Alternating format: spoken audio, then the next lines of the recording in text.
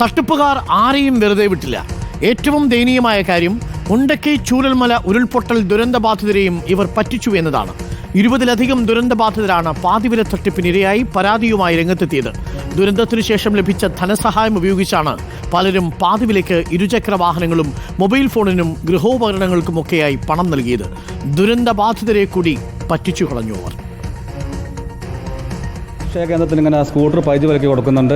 കേന്ദ്ര ഗവൺമെൻറ് പദ്ധതിയാണ്, CSR പദ്ധതി. അങ്ങനെ എന്തായിരുന്നു. അപ്പോൾ ഞാൻ ചോദിച്ചു വിശ്വസിക്കാൻ പറ്റുമോ? ഞാൻ പറഞ്ഞു അക്ഷയ എവിടെ നിന്ന് ചെയ്യാൻ പറ്റുമെന്ന് ചോദിച്ചു. അപ്പോൾ അത് പറ്റില്ല, പുത്തൂർ വരെ അക്ഷയ കേന്ദ്രം അവരാ ചെയ്യുന്നത് പറഞ്ഞു. അവിടെ പോയി അവർ അന്വേഷിച്ച് പറഞ്ഞു CSR പദ്ധതിയാണ്. ഇതെന്താണെന്ന് വെച്ചാൽ 1:20 വണ്ടിയാണ്, 30 രൂപയ്ക്ക് 60 രൂപയ്ക്ക് കിട്ടും.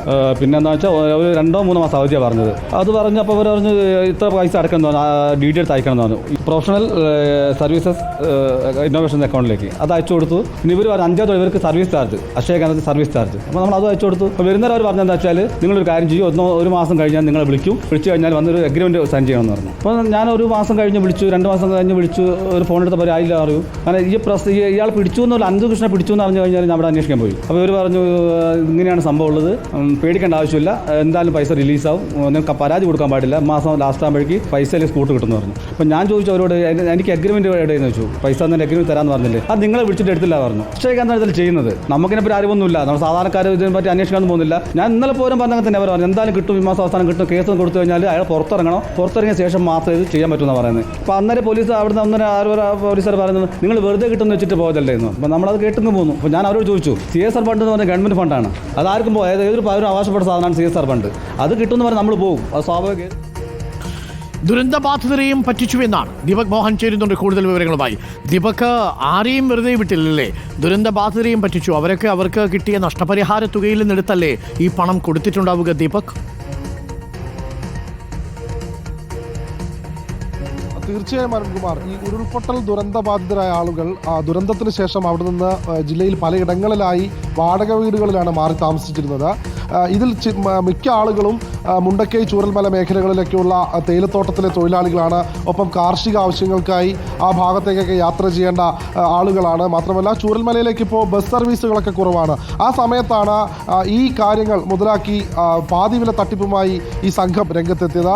അതിൽ തന്നെ ഈ മേപ്പാടിയിൽ ചൂരൽമല മുണ്ടക്കൈ ഉരുൾപൊട്ടൽ ദുരന്തബാധിതരെ ഈ സംഘം സമീപിച്ചത് ഇവർക്ക് ഇരുചക്ര വാഹനങ്ങൾ പാതിവിലയ്ക്ക് ലഭ്യമാക്കാം എന്ന് പറഞ്ഞായിരുന്നു. നിരവധി ആളുകൾക്കാണ് ഇത്തരത്തിൽ അക്ഷയ വഴി ആണ് അവർ പലരും പണം അടച്ചത്. ഈ പണം അടച്ച ആളുകൾക്കാണ് ഇപ്പോൾ അവർ തട്ടിപ്പിൽ കുടുങ്ങിയിരിക്കുന്നത്. നേരത്തെ നമ്മൾ അവരുടെ പ്രതികരണങ്ങളിൽ നിന്നൊക്കെ കണ്ടതാണ്. മുണ്ടക്കൈ ചൂരൽമലയിൽ നിന്നൊക്കെ മാറി താമസിക്കുന്ന ദുരന്തബാധിതരായിട്ടുള്ള ആളുകൾ, അതിൽ ഷിഹാബുദ്ദീൻ തുടങ്ങി രഞ്ജിത്ത് തുടങ്ങിയ നിരവധി ആളുകൾ, 20-ലധികം ആളുകൾ ഇത്തരത്തിൽ പണം നൽകി പിന്നീടാണ് തട്ടിപ്പാണെന്ന് അറിഞ്ഞത്. ആ സമയത്ത് അവർ ഈ അക്ഷയ കേന്ദ്രങ്ങളെ സമീപിച്ചിരുന്നു. കൽപ്പറ്റ, അതുപോലെ തന്നെ മേപ്പാടി, തിനപുരം തുടങ്ങിയ പ്രദേശത്തുള്ള അക്ഷയ വഴി, സുൽത്താൻ ബത്തേരി, മാരിക്കുനിയിലുള്ള അക്ഷയ വഴിയൊക്കെയാണ് ഈ പണം അവർ അടച്ചത്. അതുകൊണ്ടാണ് ഇവർക്ക് ഒരു സംശയം തോന്നാറുന്നത്. അക്ഷയം വഴി പണം അടച്ചതിനെ തുടർന്നാണ് പിന്നീട് സ്കൂട്ടർ ലഭിക്കുമെന്നൊരു പ്രതീക്ഷ അവർക്കുണ്ടായിരുന്നു. പക്ഷെ പിന്നീടാണ് തട്ടിപ്പിൻ്റെ കാര്യങ്ങൾ അവർ മനസ്സിലായത്. പല ആളുകളുടെയും അവരുടെ ജീവനോപാധി മാത്രമല്ല അവരുടെ വീടുകളും വാഹനങ്ങളും ഒക്കെ ഒലിച്ചു പോയിരുന്നു. അതിൽ തന്നെ അവർക്ക് പലർക്കും ഇൻഷുറൻസ് ലഭിച്ചിരുന്നില്ല. അതിനിടെയാണ് അവർക്ക് പകുതി വിലയ്ക്ക് ഒരു ഇരുചക്ര വാഹനം, ഒപ്പം ഗൃഹോപകരണങ്ങൾ, ലാപ്ടോപ്പ് എന്നൊക്കെ വാഗ്ദാനങ്ങൾ നൽകി ഈ തട്ടിപ്പ് സംഘം അവരെ വലിയിൽ പെടുത്തിയത്. 20-ലധികം ആളുകൾ നിലവിൽ ചൂരൽമല മുണ്ടക്കൈ ഉരുൾപൊട്ടൽ ദുരന്തബാധിതരായിട്ടുണ്ട്. അതിൽ തന്നെ 30-ലധികം പരാതികൾ മേപ്പാടി പോലീസ് സ്റ്റേഷനിൽ എത്തിയിട്ടുണ്ട്. പക്ഷേ പോലീസ് കേസെടുത്തത് വളരെ വിരളമായിട്ടുള്ള കേസുകൾ മാത്രമാണ്. ഈ അനന്തകൃഷ്ണ അടക്കമുള്ള ആളുകളുടെ പേരിൽ ഇപ്പോൾ കേസ് രജിസ്റ്റർ ചെയ്തിട്ടുണ്ട്. മിക്കവർക്കും പണം നഷ്ടപ്പെടും എന്നൊരു സംശയം വന്നതിനെ തുടർന്ന് അവർ അക്ഷയ കേന്ദ്രങ്ങളെ സമീപിച്ച സമയത്ത് ഒരു അഭിഭാഷകൻ മുഖേന 200 രൂപയുടെ അനന്തകൃഷ്ണൻ്റെ പേരിലുള്ള ഒരു പ്രോമിസറി നോട്ട് ഇവർക്ക് നൽകി. പക്ഷെ പിന്നീടാണ് വാർത്തകൾ വന്നതിനെ തുടർന്ന് ഇപ്പോൾ അവർ ദുരിതത്തിലായിട്ടുള്ളത്.